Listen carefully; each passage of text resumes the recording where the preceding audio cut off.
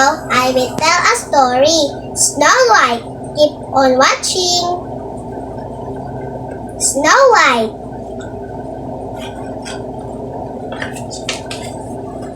Snow White. Once upon a time, there lived a beautiful princess named Snow White. Her stepmother was very jealous of her beauty and wanted to get rid of the princess. In order to fulfill her evil design, the queen one day called the royal huntsman and said to him, "Take Snow White far into the forest on some excuse and kill her."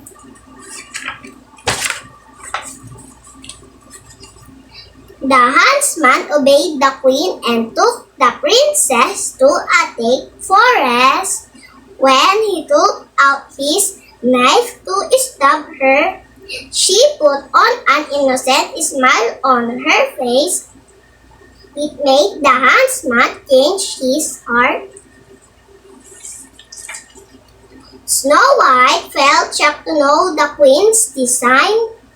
The huntsman asked her to run to some safe place. For Snow White was now all alone in the dense forest. She did not know what to do and where to go. She wandered here and there in utter worry and sorrow. Feeling tired and hungry, she lay down under a shady tree. The next morning, Snow White got up and wandered about. Many animals of the forest accompanied her. Just about nightfall, she caught sight of a little house at a distance.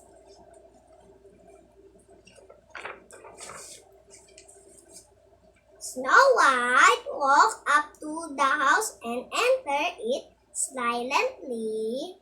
Thought everything inside the house was small, yet it was quite neat and clean. In one corner, there lay a dining table with a fine tablecloth on it. Snow White went near the table and served 7 little soup bowls, each with a spoon in it. There were 2 big bowls, a pie, some fried chicken, and 7 little glasses as well.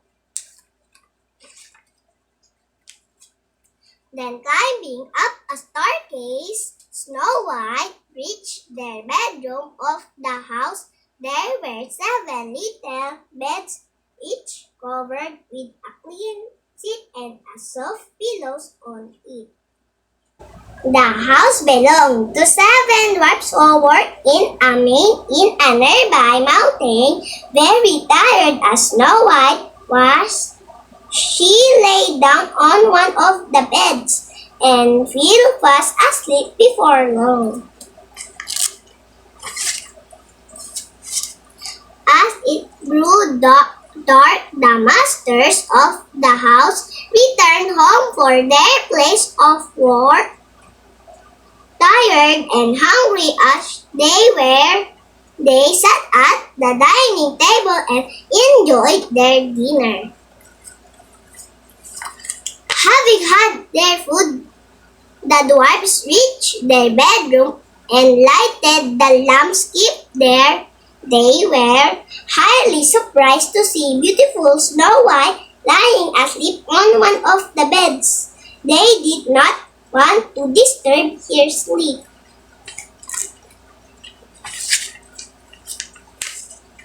The next morning, Snow White woke up and saw the dwarfs. They looked very friendly indeed.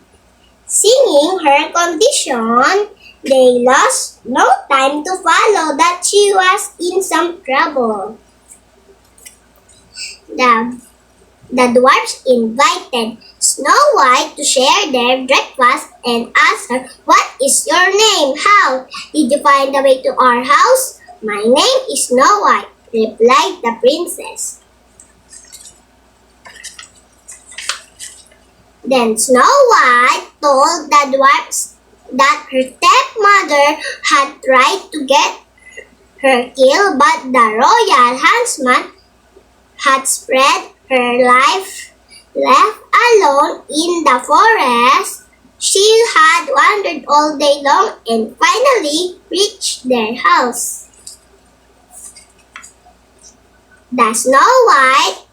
The seven dwarfs asked Snow White to stay with them.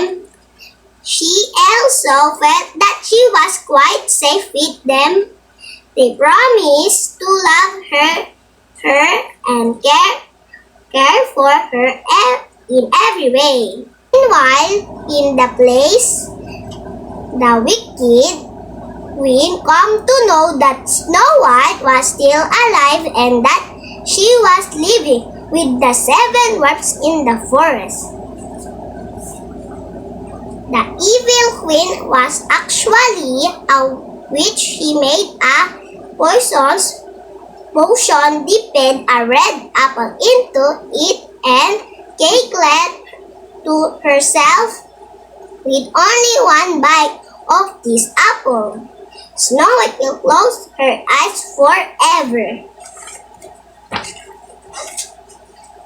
The queen disguised herself as an old woman so that no one might recognize her. She placed the poisoned apple among some other shiny red apples in a basket and went to the forest where Snow White lived with the dwarfs. When the queen reached near the dwarfs' house, she saw them setting off for their daily work. They had instructed Snow White not to open the door to any stranger. After the dwarfs had left, the queen approached Snow White and said, "Hello, sweet child, take one of my delicious apples." Then she held out the poisoned apple to her. Snow White took a bite of the apple and instantly fell to the ground, and as soon with an evil cackle at her success, the wicked queen hurried off from there, but a struck crazy nearby pushed her very hard with its antlers, and she fell into the quicksand. Snow White, other friends, the birds, and the animals of the forest rushed to the seven dwarfs to inform them of the sad happening. These animal friends of Snow White screamed while the birds fluttered their wings of express that something wrong had happened with Snow White and that the dwarfs must reach their house at once. So the seven dwarfs got worried. Reading the box of the dead and the strug, the dwarfs raced home. The animals and birds accompanied them, running, hopping, and flying fast. When the seven dwarfs got home, they found Snow White laying lifeless on the floor with the poisoned apple by her side. They did their best to bring her to life, but all to no purpose.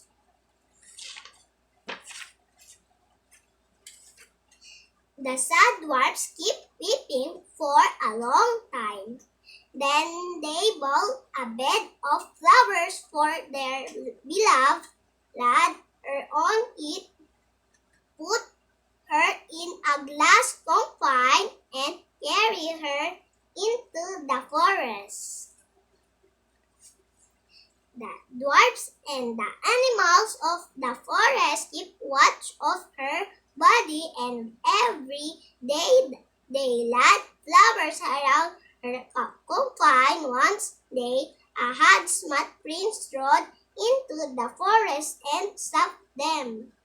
The prince stopped his horse, got down, and went near Snow White, confine. Captivated by her beauty, he knelt down, opened the confine, and kissed her hand. The prince brought Snow White to life, and she got up. The seven dwarfs and the animals of the forest were very happy to see her alive again. The prince could not help saying, "You are very beautiful indeed." He fell in love with Snow White and proposed to her.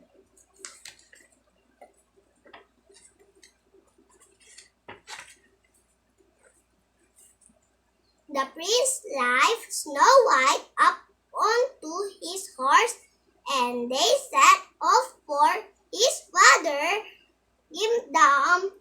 The seven dwarfs waved goodbye to their beloved friend with tears of joy in their eyes. After the marriage, they live happily together ever after.